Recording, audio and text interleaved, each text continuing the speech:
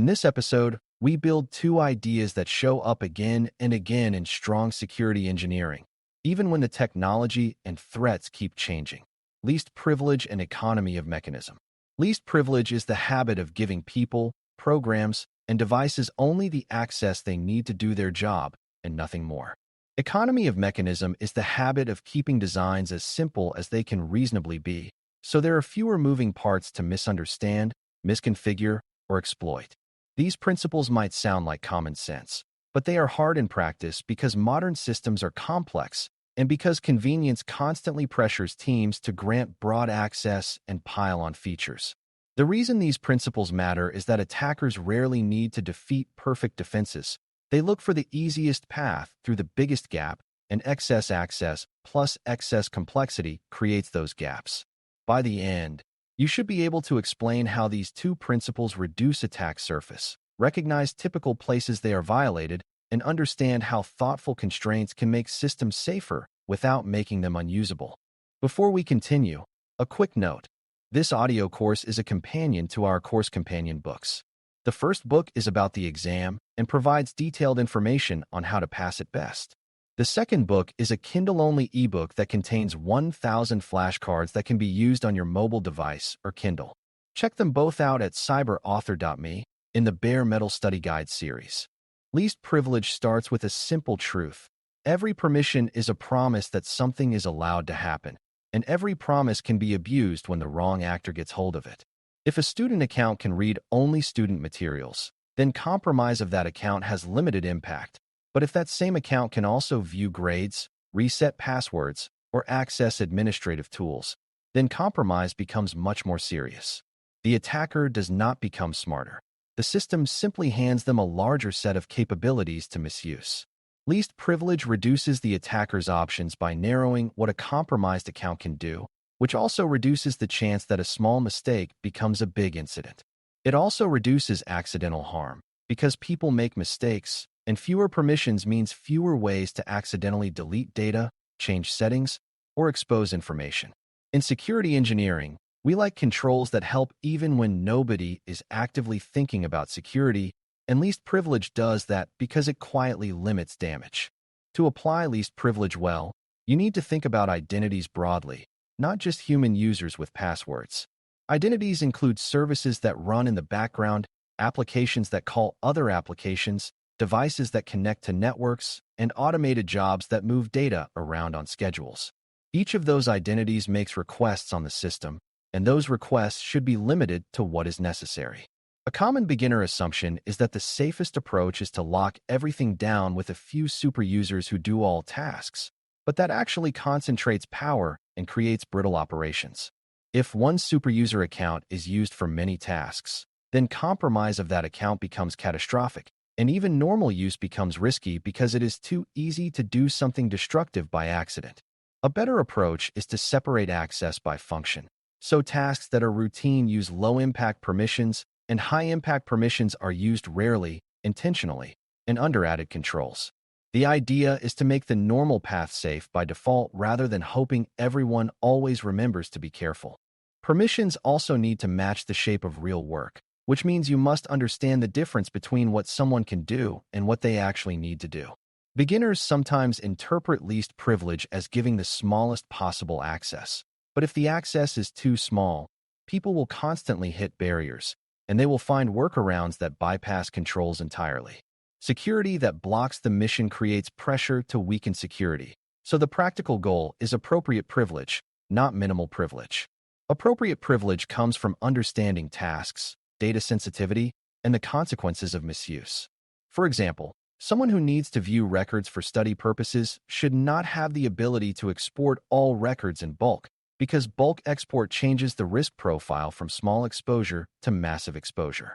Similarly, an automated service that needs to read from one data store and write to another should not have the ability to change firewall rules or manage user accounts, because those are unrelated capabilities that could be abused if the service is compromised. When privileges align with tasks, the system becomes easier to reason about and easier to defend. A helpful way to think about least privilege is through the idea of blast radius, meaning how far the effects of a compromise can spread. If an identity has broad access, the blast radius is large because the attacker can move quickly across many parts of the system. If each identity has narrow access, the blast radius is smaller because the attacker must work harder, compromise more identities, and take more steps, creating more chances to be detected and stopped. This is not just theoretical.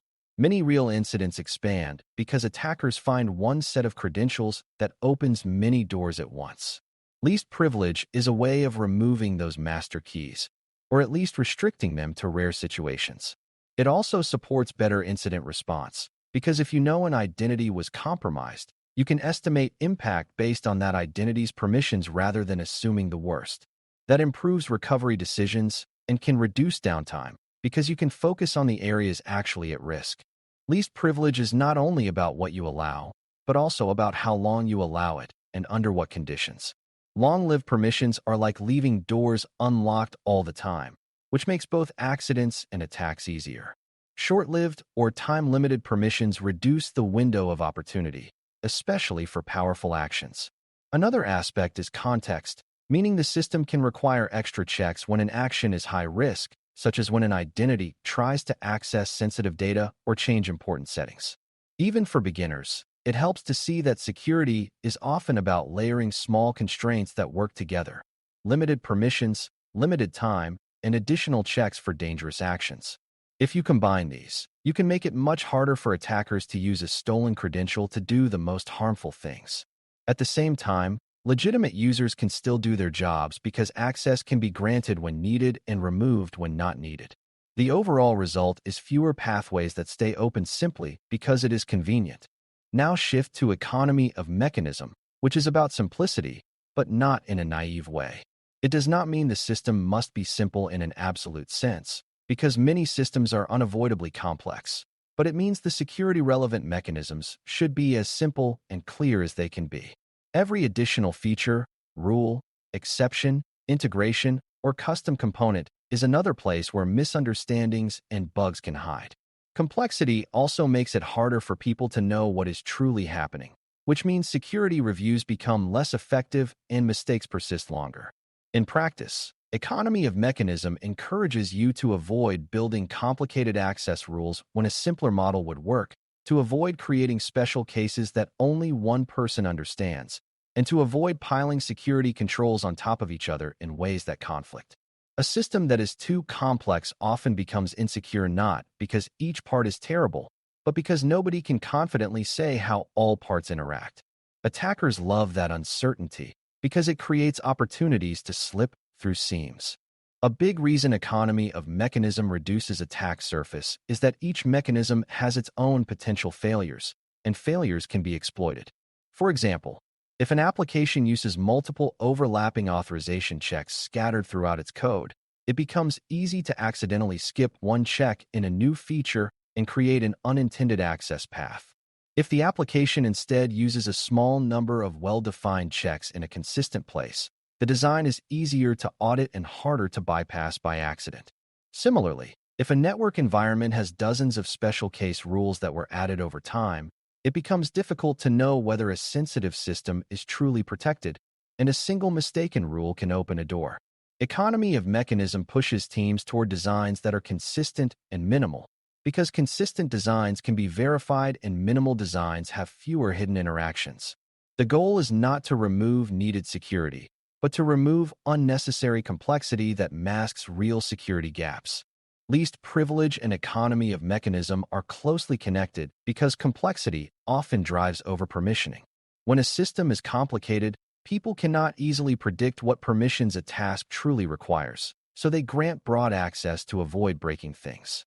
Over time, those broad permissions accumulate, and the system becomes a patchwork of exceptions where almost everyone has more access than they need. In a simpler design, it is easier to define roles and permissions clearly, because tasks map cleanly to a small set of capabilities. It is also easier to detect when someone has unusual access, because there is a normal pattern to compare against. This relationship is important because it means you can sometimes improve security more by simplifying a design than by adding new controls. When you simplify, you reduce both the number of opportunities for attackers and the number of opportunities for defenders to make mistakes. In other words, simplicity helps security not by magic, but by making correct behavior easier and incorrect behavior more visible. A common misunderstanding about economy of mechanism is that adding more security controls always makes a system safer. Sometimes adding controls helps, but sometimes it creates a complicated system where controls overlap, conflict, and produce confusing results. For example, imagine a system where one rule says an action is allowed, another rule says it is denied, and a third rule adds an exception for a special case. If people cannot predict the final outcome, they will test by trial and error, and attackers will do the same. In that environment, the security model becomes something you discover rather than something you know, and discovered models tend to have surprises. Economy of mechanism asks you to make the security model easy to explain and easy to verify.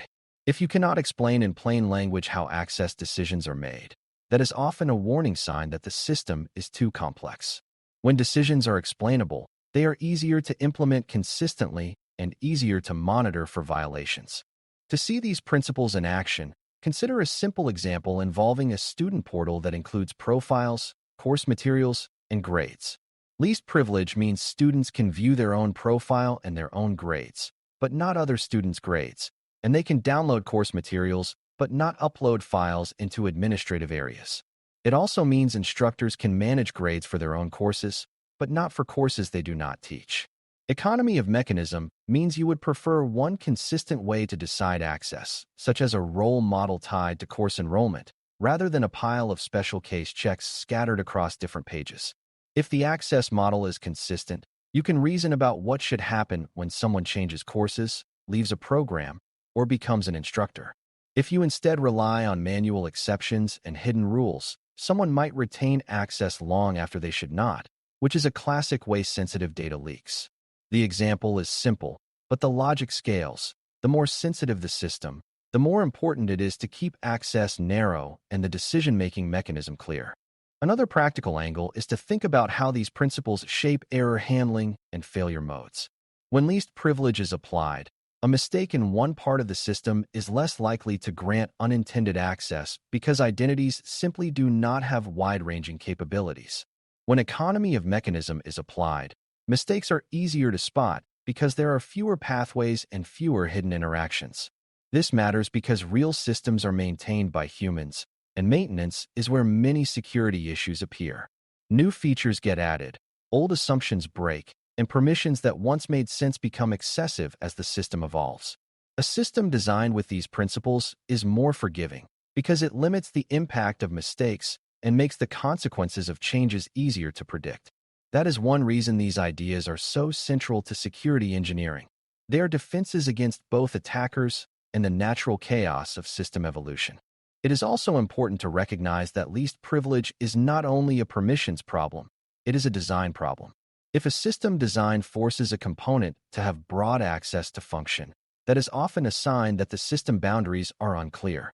Good boundaries allow components to do their jobs without having to reach into unrelated areas. That is why security engineers care about the way systems are decomposed into parts, and why they push for clear separation of responsibilities. When boundaries are weak, privilege must be broad, because everything is entangled. When boundaries are strong, privilege can be narrow, because each part has a limited, well-defined job. Economy of mechanisms supports those boundaries by discouraging unnecessary crosslinks and special integrations that blur responsibilities. Together, these principles shape architecture in a way that makes secure operation more natural. As you pull these ideas together, notice that reducing attack surface is less about fighting every possible threat and more about removing easy opportunities. Least privilege removes opportunities by ensuring that even if an attacker gains a foothold, they cannot immediately do high-impact actions. Economy of mechanism removes opportunities by reducing the number of hidden paths, exceptions, and confusing interactions that attackers can exploit. Both principles also help defenders by making systems easier to understand, easier to monitor, and easier to recover when something goes wrong. Most importantly, they scale, meaning they remain useful as technology changes, because they are grounded in how risk works, not in any one tool or platform. When you can look at a system and ask, who has more power than they need, and what parts are more complex than they need to be, you are already thinking like a security engineer. Those questions lead you toward designs that are calmer, more predictable, and much less likely to surprise you with an avoidable incident. Thanks for listening. For more audio courses, daily newsletters, and more, please visit baremetalcyber.com.